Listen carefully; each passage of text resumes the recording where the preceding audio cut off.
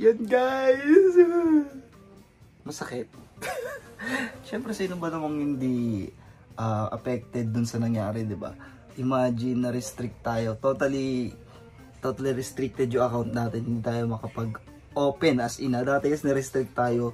Hindi lang tayo makapag-chat. Hindi lang tayo makapag-react, ganyan. Pero ano siya, na-open pa yung Facebook. Pero this time, as in talagang wala. Kaya, ganyan yung nangyari. Lesson learned na lang talaga. So ngayon, dahil medyo nag-aano muna tayo, ganyan, mag-ML muna tayo. Ayan. Nag-open lang ako, tapos in-invite pa kayo. ML muna tayo ha. Samahan nyo muna ako, mag-ML muna tayo. So ngayon, iwasan na natin gumamit o mag-recycle ng video. Kasi once na mag-trending talaga siya at may nag-claim, yun yung magiging problema, totally makaka-copyright ka. At yung naging nangyari sa akin is intellectual. So, ibig sabihin, down noon, based doon sa mga napanood ko on YouTube, ano raw siya, siya yung pinakamabigat na parusa ni Facebook. So, possible na yung sa monetization natin, sa in-stream ads natin, at saka ads on reels natin, possible na hindi na siya maibalik. Kaya ngayon pa lang, gagawa tayo ng paraan. Siyempre, ayoko na huminto, di ba? May mga nasimulan na tayo. 11k followers pa lang naman tayo dun. 11k malaki na siya, pero I think kaya pa natin siya i-earn. Pagsisikapan natin i-earn. Kaya guys, samahan niyo po ako sa panibagong journey. Bagong taon, bagong account. Sabi ni mga, rebuild tayo. Gawa tayo ng mga original content na talagang atin. Di ba? Hindi natin kailangan manghiram, hindi natin kailangan mag-recycle.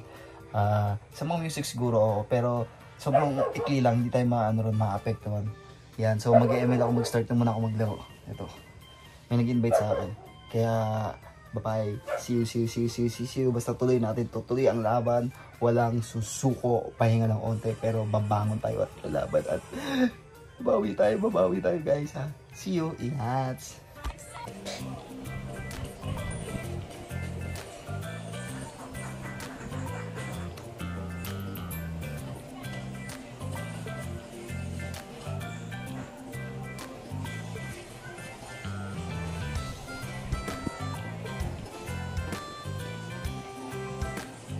Nagkakawait pag tayo wifi. Tuloy pa tayo ng wifi. Tulog. Alis ang pass. Hindi pa tayo connection. Yari invite pa lang naman ako nakakaisya. Ano wag. Yan, okay lang.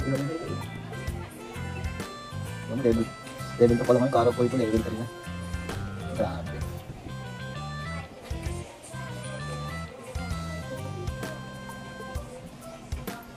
Guys, ngayon mas lalo nyo ako makikita palagi.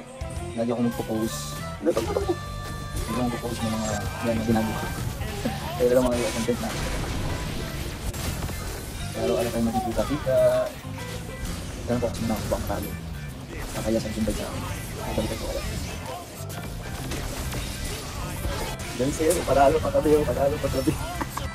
Bumalik din lahat sa laro siguro. Kaya panalo pa kami. Victory.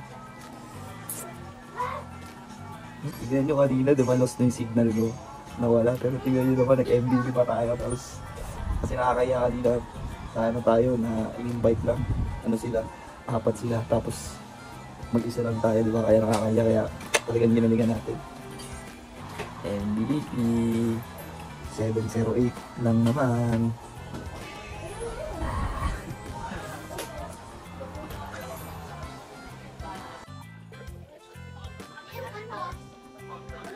Mukhang hindi mo na kayo. Ayun. Sila na to. Pagkataas. Ako. ML muna tayo. Salamat sa pagbubuhat.